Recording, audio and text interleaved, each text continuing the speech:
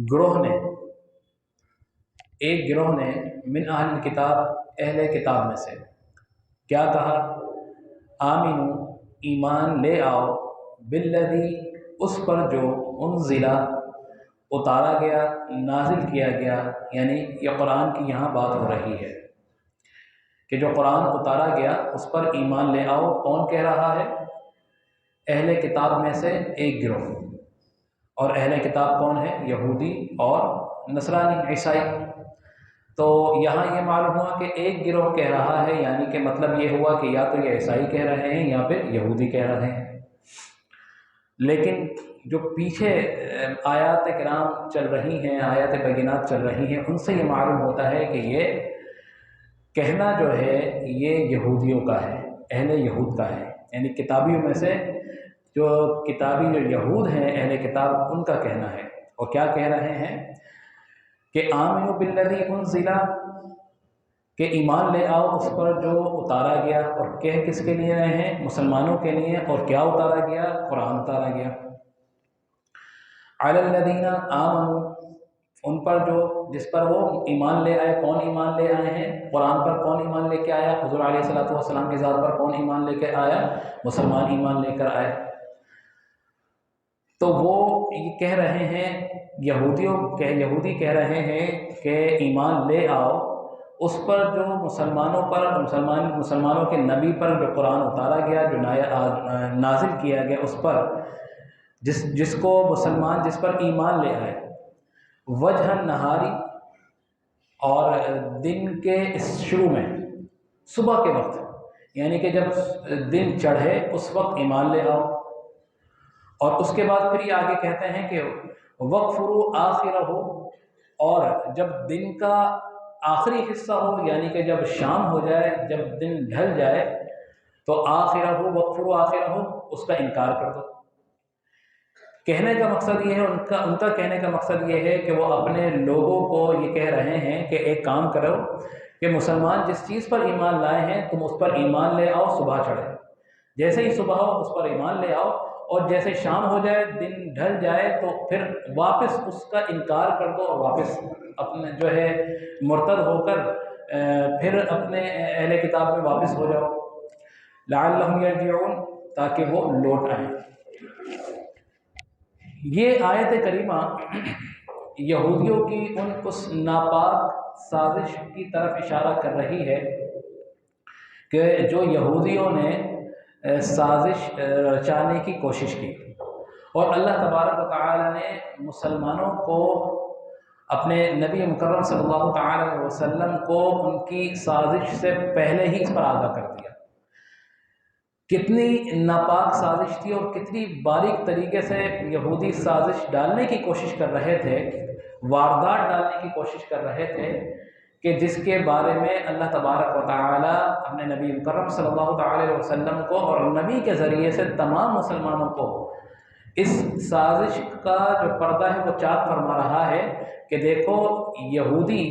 اس قدر گر چکے ہیں اپنی حسد کے اندر،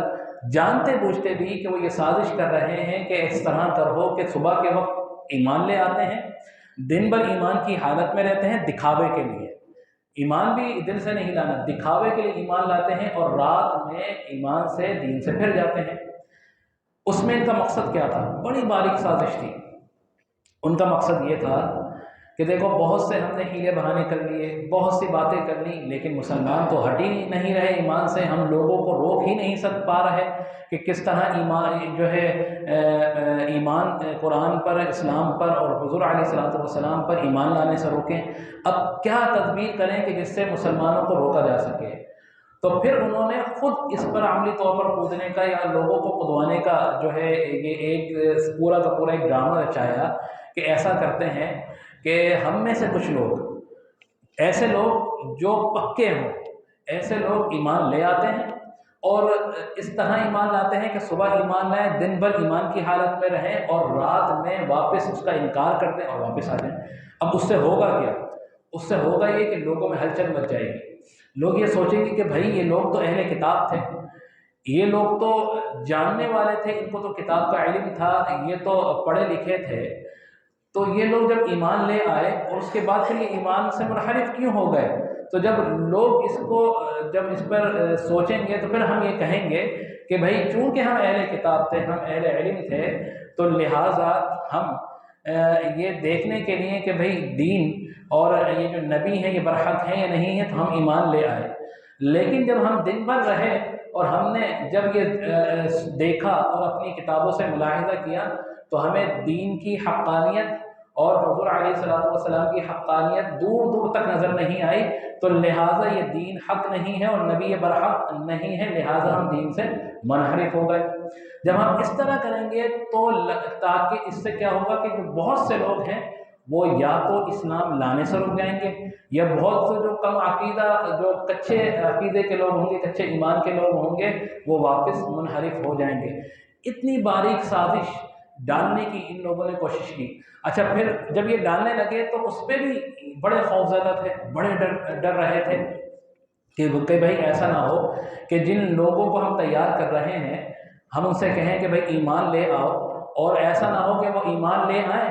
اور ہم ان سے کہیں کہ رات کو واپس آ جانا، اور واپس نہ پتہ چل رہا ہے وہ مسلمان ہی رہ جائیں، وہ اس دین میں ہی ڈل جائیں۔ تو پھر انہوں نے آگے چل کے آیت کریمہ میں ان کو کچھ سنہرے خواب دکھائے، کچھ وعدے وعید کیے، کچھ ایسی باتیں کی کہ جن سے ان کی جو ہے ذہن سازی کی جائے، ان کی مائنڈ سازی کی جائے، ان کے دماغ کو جو ہے وہ قید کیا جائے۔ اور وہ آگے کیا کہتے ہیں کہ اللہ تعالیٰ قرآن میں ارشاد فرما رہا ہے وَلَا تُؤْمِنُوا إِلَّا لِمَن تَبِعَ دِينَكُمْ، اور نہ یقین کرنا کسی بات کا، کسی بھی چیز کا نہ یقین کرنا۔ یہ ان لوگوں سے کہا جا رہا ہے جن کو یہ دعوت دے رہے ہیں کہ جاؤ ایمان لے آؤ صبح میں اور رات میں واپس آ جاؤ۔ اب ان سے کیا کہتے ہیں کہ وَلَا تُؤْمِنُوا إِلَّا لِمَن تَبِعَ دِينَكُمْ، یاد رکھو کسی کی کوئی بات نہیں ماننا،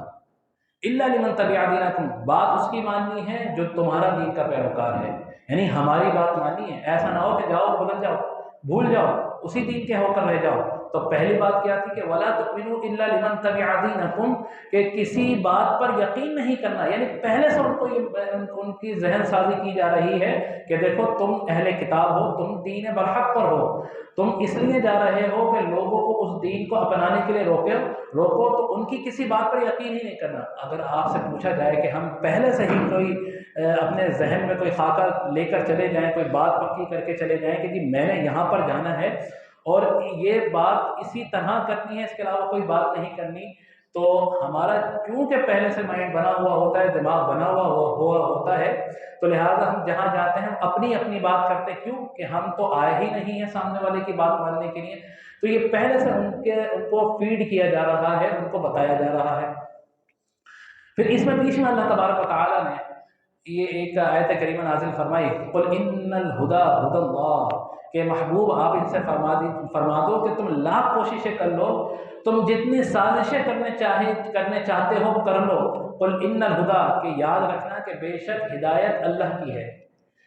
بے شک ہدایت اللہ کی ہے، ہدی اللہ، اللہ ہی ہدایت دینے والا ہے، کہ اللہ جسے چاہے ہدایت دے، اگر اللہ جس کو ہدایت دینا چاہے گا تو تم میں سے کوئی اس کو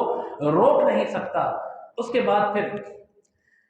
یہودیوں کا اس کا آیت کا ربط دوبارہ چل رہا ہے۔ انہوں نے دوسری بات یہودیوں نے کیا کی، ان بھیجنے والے گروہ کو کہ ان یؤتی احد مثل ما اوتیتم او یحاجوکم عند ربکم،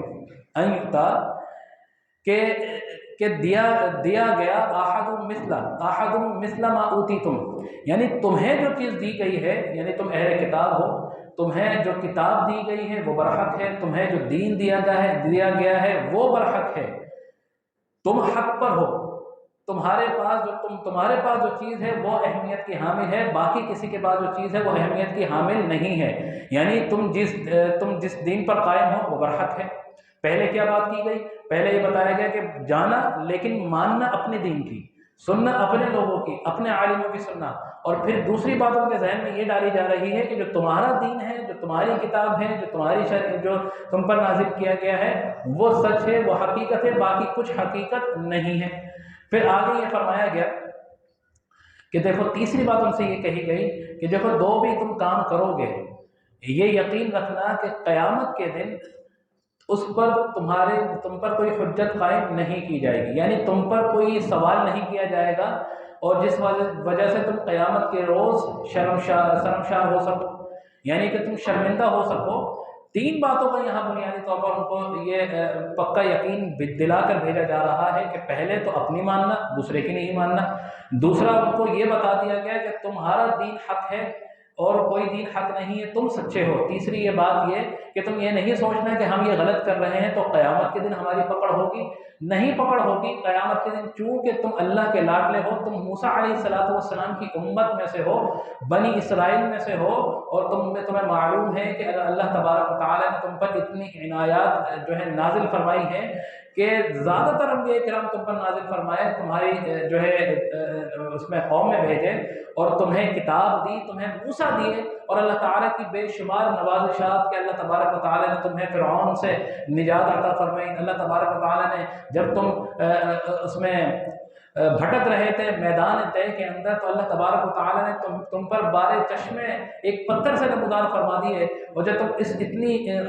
شدید اس کی حالت میں تھے تو اللہ تبارک و تعالیٰ نے تمہیں آسمان سے من و سلوہ نازل فرما دیا۔ تو یہ ان تمام کے تمام واقعات اس بات کی دلیل ہیں کہ اللہ تبارک و تعالیٰ تم پر کتنا مہربان ہے، تم اللہ تعالیٰ کی کتنی لاڈلی قوم ہو۔ تو یہ ان کے ذہن سازی کی جا رہی ہے، ان پہ یہ باتیں بتائی جا رہی ہیں تاکہ وہ اپنے دین سے منحرف نہ ہو۔ اور پھر آخری بار انہوں نے کیا جملہ کہہ کر کہ قیامت کے دن بھی تم سے کسی قسم کا کوئی سوال نہیں ہوگا، تم چونکہ اللہ کے لاڈلے ہو تو اللہ تبارک و تعالیٰ تمہاری جو ہے تمہاری مغفرت فرمائے گا، تمہیں قیامت کے روز میں سرخرو فرمائے گا۔ یہ 3 باتیں کہہ کر ان کو مسلمانوں کی صفوں میں شامل کیا جا رہا تھا، لیکن قربان جائیے اللہ تبارک و تعالیٰ نے کہ اللہ تبارک و تعالیٰ نے ان کی اس سازش کو بے نقاب فرما کر اللہ کے نبی صلی اللہ تعالیٰ علیہ وسلم پر آشکار فرما دیا، اور اس سے پہلے کہ یہ کام کرتے اللہ تبارک و تعالیٰ نے ان کا راز فاش کر دیا اور مسلمانوں کو مطلع کر دیا۔ اس سے ہوا کیا کہ یہ اپنی سازشوں سے رک گئے، باز آ گئے۔ تو اس طرح اللہ تبارک و تعالیٰ مسلمانوں کی حفاظت بھی فرماتا ہے، مسلمانوں کی حمایت بھی فرماتا ہے، اور مسلمانوں کی اللہ تبارک و تعالیٰ نصرت بھی فرماتا ہے۔ شک صرف اتنا ہے، ایک جو ہے بات صرف اتنی ہے کہ آپ کا اللہ پر یقین کتنا ہے۔ جتنا اللہ تعالیٰ پر یقین ہوگا، اللہ تبارک و تعالیٰ آپ کے یقین کے ساتھ آپ کی جو ہے رہنمائی بھی فرمائے گا، آپ کی مدد بھی فرمائے گا۔ تو یہ باتیں اللہ تبارک و تعالیٰ نے یہاں پر نازل فرمائی، اور پھر فرما دیا کہ قل ان الفضل بید اللہ یؤتیہ من یشاء واللہ واسع علیم، کہ بے شک آپ فرما دیجئے کہ فضل اللہ کا ہے، اللہ کے ہاتھ میں ہے، یؤتیہ من یشاء، جسے چاہے وہ فضل عطا فرما دے،